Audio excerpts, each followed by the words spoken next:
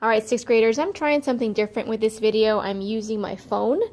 We're gonna see if you can see it and we can hear it. So today we're gonna do elements of a story. This is page 183. And to keep me from having to flip back and forth, I'm gonna have these two. Now yours are, I believe, right next to each other, but I'm gonna be able to go back and forth. Okay, so some of this is review. We've talked about plot and setting and all that. So some of this is review, even review from yesterday. Did you guys watch Plot Mountain yesterday, the little cartoon? Did you like it? Did the music get stuck in your head? Maybe? Okay, so if you haven't seen that, go to my playlist and there should be a Plot Mountain movie there. And talks about the elements of plot, which we did yesterday. It was a fun video.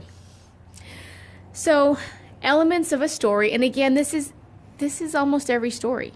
Okay, those detailed, complex ARP books that you guys read, look for these in there. Even in something as simple as the Berenstain Bears. I read that to my daughters last night.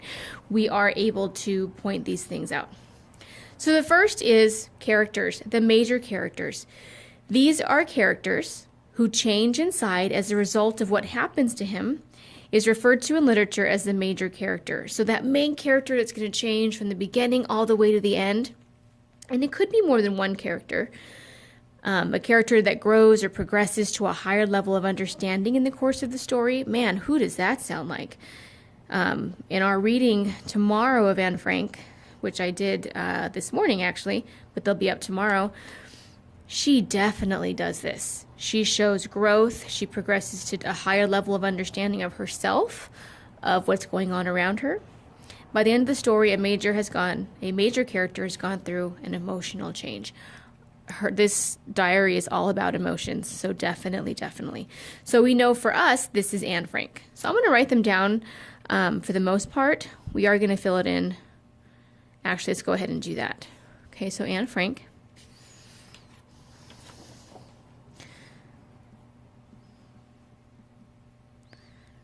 Okay, now I know that some of the other characters seem to change.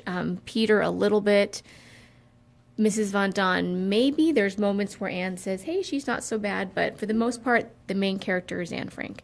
She's also the protagonist of the story because she's the main character of the story. The antagonist we talked about yesterday, it's the character or force that's opposite the protagonist. So if we had Brian's Winter from yesterday, our story from our big reading book, he wasn't really against another character. He was against a force, the force of nature. So the antagonist in his story would have been nature or winter, which is part of nature.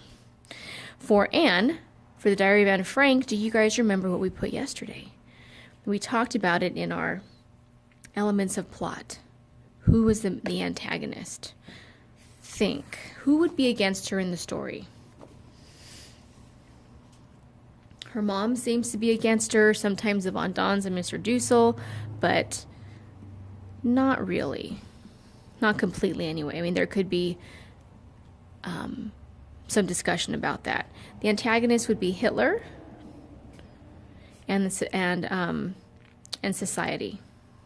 He has turned the Germans against the Jews, and Anne is a Jew. So if we come back here, minor characters, these would be those other characters. They're almost always flat or two-dimensional characters. There's not much to them. They're important because the main character needs someone with whom to interact, but they only have one or two striking qualities. They do not grow or change by the end of the story. And even though Anne wasn't writing fiction, her characters are very much like that. Mr. Dussel doesn't really change. He's more of a source of annoyance for her, although we really haven't heard about him the last, 50, 60 pages. He's almost like he's out of the story. Peter has changed a little bit, okay, and he'll continue to change in her opinion. And her mom, pretty much the same. Her feelings about her mom change, but not so much her mom. Her dad seems to be the same, and that's of a comfort to her. So those would be the minor characters. So we have Mr. and Mrs. Frank. Okay, I'm going to go turn something off in the background so you guys fill in the minor characters. I will be right back.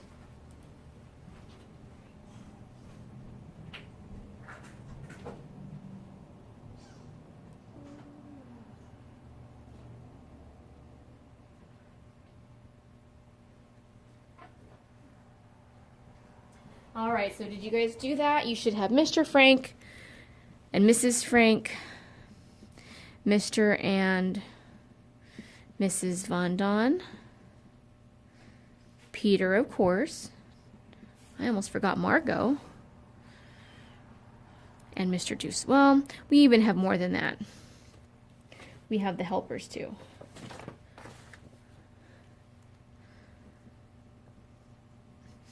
And we'll just put office staff. There's a lot of them.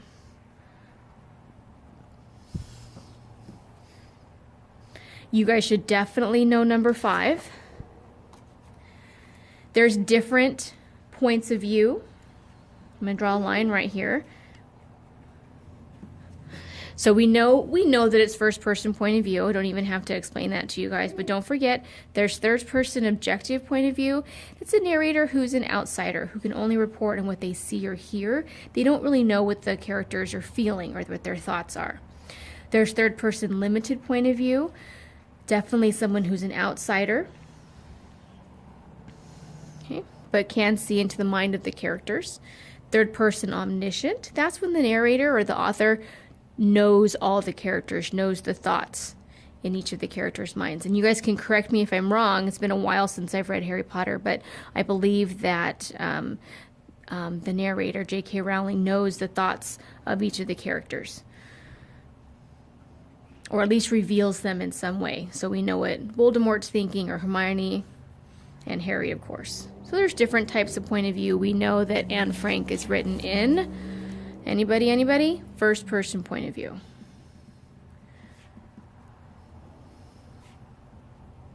Point of view or POV. If you ever hear me saying that, right? Point of view. So we talked about yesterday about foreshadowing. And if you can think back, I'm going to pull out my example. Although mine's a little bit messy, but real briefly, it looks like this from yesterday. You don't have to flip back. It's a lot of flipping for you guys, so I'll just tell you. I'll remind you.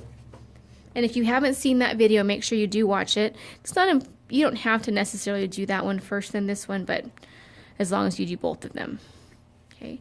So foreshadowing is when something before happens, something in the foreground, that's what that prefix means, to come before, that hints to something that's going to happen later. Now again, this is not fiction, so Anne wasn't doing anything like that on purpose, but she has a vision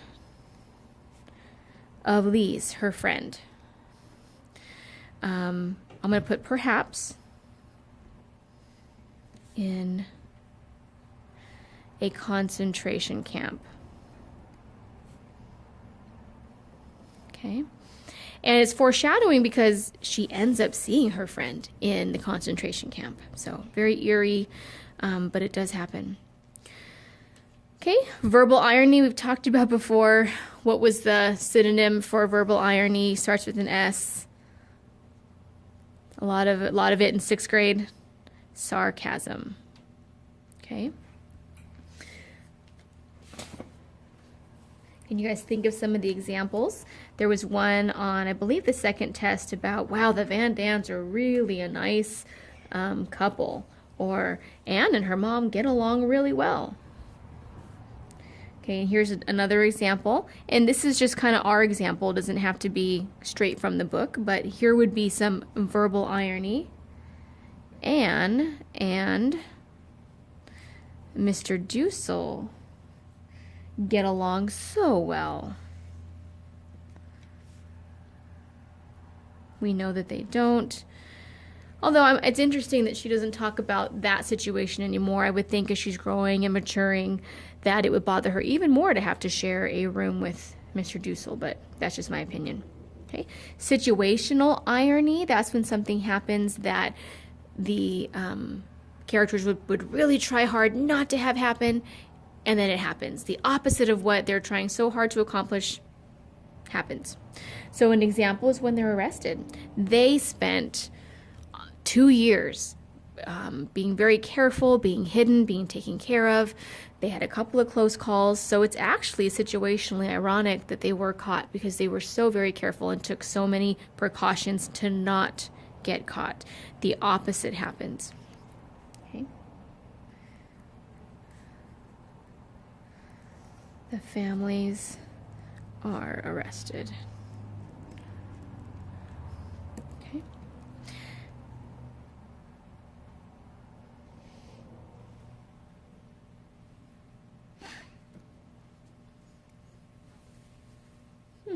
I just noticed that the teacher who made my my teacher example, she doesn't have a number 10. She goes from 9 to 11. So I'm going to come back to this one because I don't want to say something off the top of my head and then get it wrong.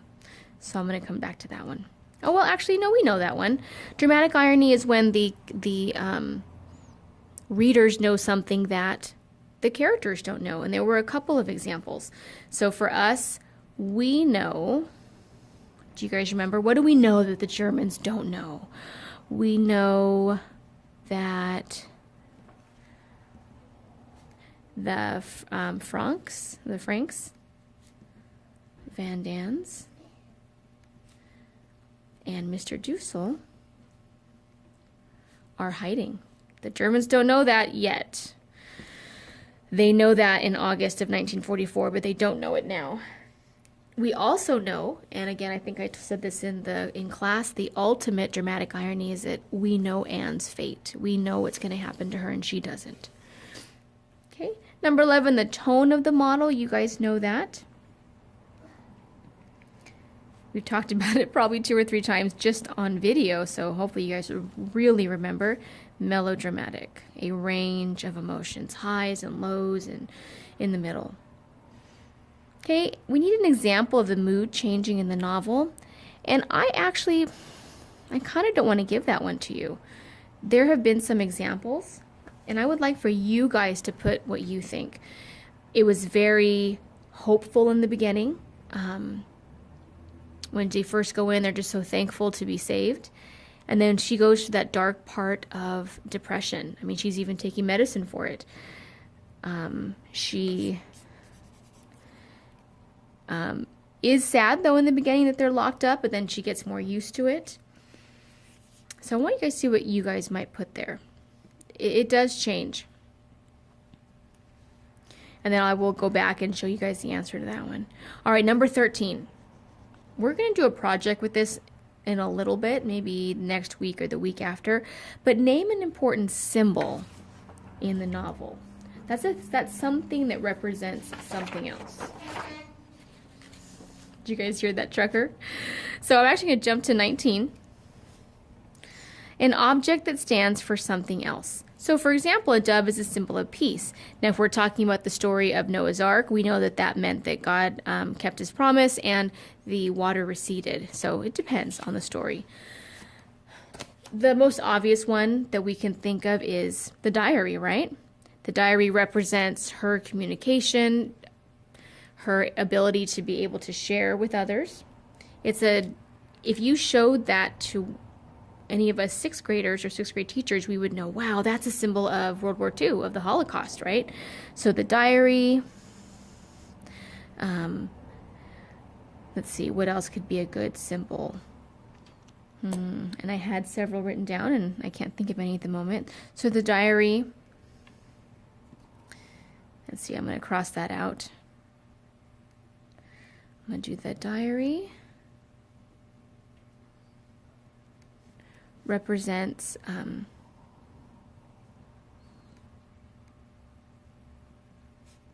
the thoughts of Anne in hiding. Okay. Mrs. Van Daan's fur coat meant a lot to her. That was her symbol of being a lady. Maybe the last nice thing that she had. Sugar, even in the story, represents a luxury, something that they would have liked to have had. Cigarettes for Mr. Van Daan, those are his luxuries. Okay, glasses. I mean, we could even do that. You know, poor Anne needed to go to the doctor, and the glasses are a symbol of her being stuck inside and not able to continue with her studies. Okay, so I'm going to go back to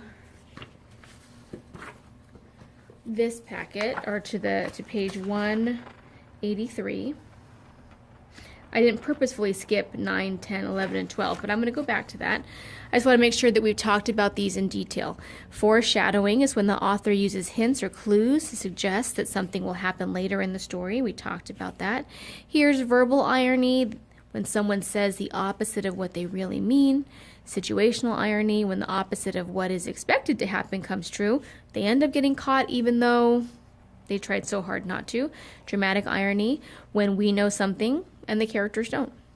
All right, so tone, the author's attitude, stated or implied. Sometimes you can just feel it toward a subject. Examples: pessimistic, when you are glass half empty, you're not happy about something, you're sad all the time, a very down attitude. Optimistic is the opposite, glass half full, happy, hopeful for the future. Earnest, serious, bitter, and humorous. And so we know Anne writes probably in all of those, with all of those tones. I would say, for the most part, her tone that stays the same through the novel would be hopeful overall, but she does change. Okay, so the climate or feeling of a literary work is mood, and it does change during the course of the novel. So happy, sad, energetic, and hopeful are just some examples. And like I said, I think for the most part she's hopeful. All right, so we just talked about symbolism, the fur coat, sugar, the diary. I have a whole list that we'll talk about a little bit later. All right, so let's get to theme. That's a big, big topic. There are whole college classes on this, and you can write papers on proving the theme of a book or a literary piece of work. It's the main idea or underlying meaning of a literary work. It may be stated, like right there, this means this, or this feeling is happiness, or here's the moral of the story, like in a fable, or it may just be implied. You have to read it. Once you figure out what the conflict is, that has a big part in determining theme. It's the message that the author wants you, the reader, to walk away with. An example would be Crime Doesn't Pay. The example that the teacher that made this wonderful curriculum came up with is that deep down, people are still good at heart. And we talked about that yesterday. And this is just an example. All people are really good at heart. And we'll read that quote coming up soon. So again, that's just an example. Okay. Now there are flashbacks. Many, many stories have that. Harry Potter's a really good example. Some of the stories in our reading curriculum have that because we just have a small chunk of the story, so they have to give us this little flashback ahead of time so we know what's going on or have some backstory. And this could be part of exposition too, because it lays that groundwork when we have our plot mountain. This could be part of the exposition, so we know what's going on. When a story starts out during the present time, but then flashes back, goes back to the past, to an earlier time period. And it's always necessary. It gives you a piece of information you wouldn't have had otherwise.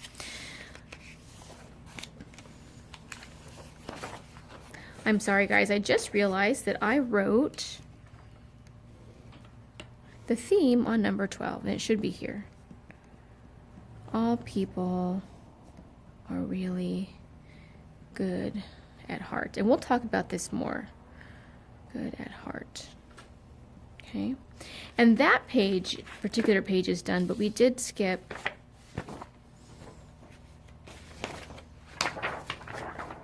number 9, 10, and 11, and 12. Sorry if that's loud. So we mentioned these yesterday.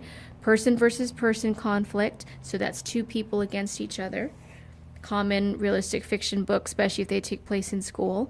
So I'm going to check the last YouTube video and see if you guys gave me some examples. I don't want to give you too many other examples. Person versus nature conflict, forces against nature, such as a hurricane or an earthquake. One of my favorite movies growing up that came out when I was in high school was a movie called Twister. It was just this time in the United States where, I forget the state, but they were being attacked by tornadoes, and I loved it. And I love watching and learning about tornadoes. So that was definitely person versus nature. There's person versus society. That's the Diary of Anne Frank. They are literally fighting against society because society wants them dead. Then there's person versus conflict. That's internal conflict. The character from within is worrying about failing at an intended goal. And Anne has a little bit of that. She second guesses herself or questions, why am I the way that I am? All right, guys, thank you for your patience. It's a long video, but again, these elements are in every book that you read, so keep an eye out for them, especially the conflicts. The book you're reading right now, which category would it qualify under? So if you can do that, comment. You see that in my little video. Comment in your ARP book, because you all are reading, right? We're all reading a book right now. In your ARP book, what is the conflict? Or is it person versus person, person versus nature, person versus society, or person versus self? And there's other types, so if you're not sure, you can ask. But let me know. What is the type of conflict? I'm curious. And let me know the title of your book. All right, guys, I appreciate your patience again, and I will see you soon.